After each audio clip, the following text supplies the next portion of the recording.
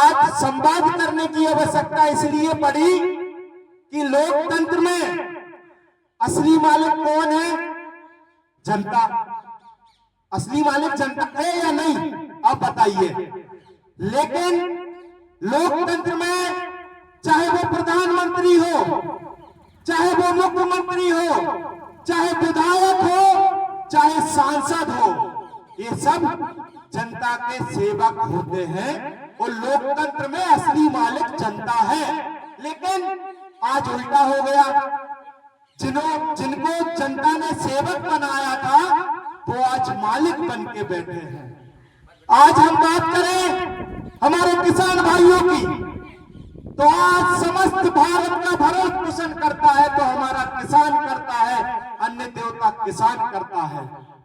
किसान खून पसीने की मेहनत से फसल को पैदा करता है और जब उसकी फसल पैदा हो जाती है तो उसे बेचने के लिए संघर्ष करना पड़ता है, उसे खाद के लिए संघर्ष करना पड़ता है। आपने देखा होगा सुबह 4 बजे से लंबी लंबी लाइनें वेयर हाउसों के बाजू में आपको देखने को मिलेगी। खाद के लिए किसानों को संघर्ष करना पड़ता है, अपनी फसल बेचने के लिए संघर्ष करना पड़ता है।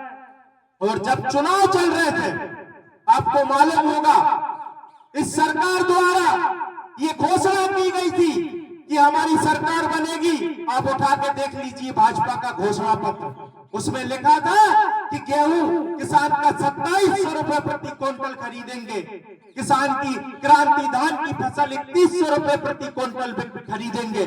लेकिन सरकार भी बन गई, नेता भी बन गए, लेकिन किसान का गेहूं 2700 प्रति रुपए क्विंटल नहीं बिका, किसान की धान की फसल 3100 रुपए प्रति क्विंटल नहीं बिकी और किसानों को छलने का काम किया गया इन नेताओं के द्वारा। आज हमारे क्षेत्र ने, इस विदिशा लोकसभा क्षेत्र ने, इस क्षेत्र से प्रधानमंत्री जी को यहाँ से लोकसभा भेजा। स्वर्गीय अटल बिहारी जी यहाँ से सांसद रहे विदिशा क्षेत्र से। उसके बाद इस क्षेत्र ने विदेश मंत्री दिया, यहाँ से मुख्यमंत्री जी को विधानसभा भेजा, शिक्षा मंत्री जी को विधानसभा भेजा। अब प्रश्न है कि जब इस माटी ने इतने बड़े बड़े नेता इस क्षेत्र से दिए तो इस क्षेत्र की जनता को क्या मिला? अरे बड़ा ही दुर्भाग्य की बात है इस क्षेत्र के लिए कि आज हमारे क्षेत्र की शिक्षा व्यवस्था को चौपट करके रख दिया गया। आज आप सरकारी स्कूलों को देख लो, बच्चों के पढ़ने के लिए टेबल नहीं है, कहीं खिड़की नहीं है, छतें टपक रही है, कहीं टीचर पढ़ाने नहीं जा रहे।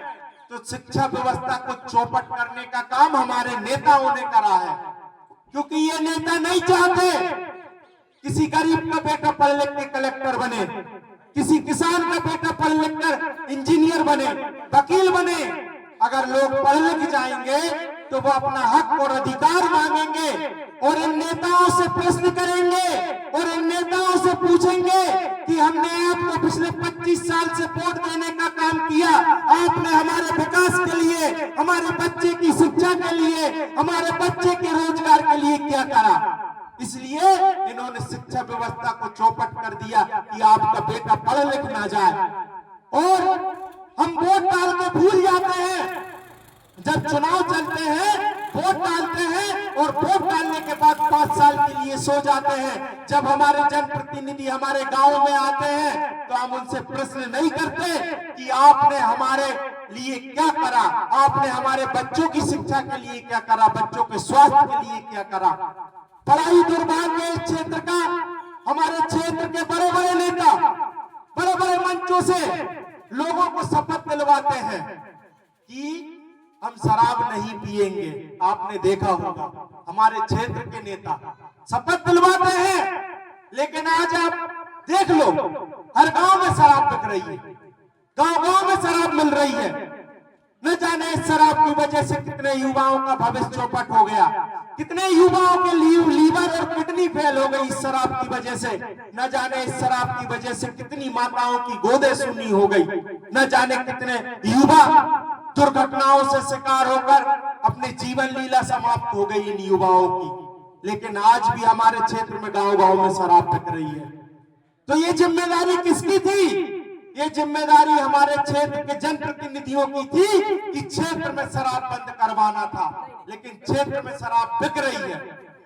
आज मैं देखता हूं हमारे किसान भाइयों ने अपनी मेहनत करके क्रांति धान को पैदा किया, कोली और सिकवी लेकर क्रांति धान की फसल को पैदा किया, और जब बेचने की बारी आई तो उनके स्लॉट बुक नहीं हो रहे। इसी समस्या को लेकर हम बुधनी गए, अनुविभागीय अधिकारी के सामने ये बात रखी कि किसान ने अपनी मेहनत से धान की फसल को पैदा किया है, अगर जल्द से जल्द इनके स्लॉट बुक नहीं होते तो आने वाले समय में हम सब किसान मिलकर बुधनी में एक बड़ा आंदोलन करेंगे।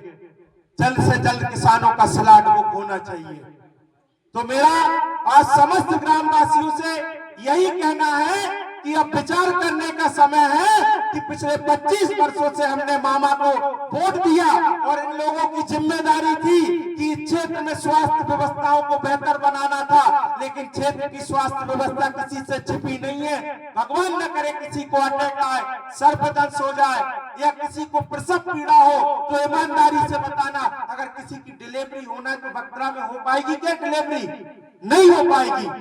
तो क्षेत्र में अगर कोई गंभीर बीमारी हो जाए, किसी को इमरजेंसी हो जाए, तो क्या उसका बकरा में इलाज हो पाएगा? नहीं हो पाएगा। हमें भोपाल और इंदौर भागना पड़ता है। तो किसान भाइयों, आप जन सर्वोदय का सहयोग करिए। आने वाले समय में हम आपकी आवाज को इस क्षेत्र में ही नहीं, विधानसभा और लोकसभा में उठाने का काम करेंगे। बस आप लोगों के सहयोग और आशीर्वाद की जरूरत है।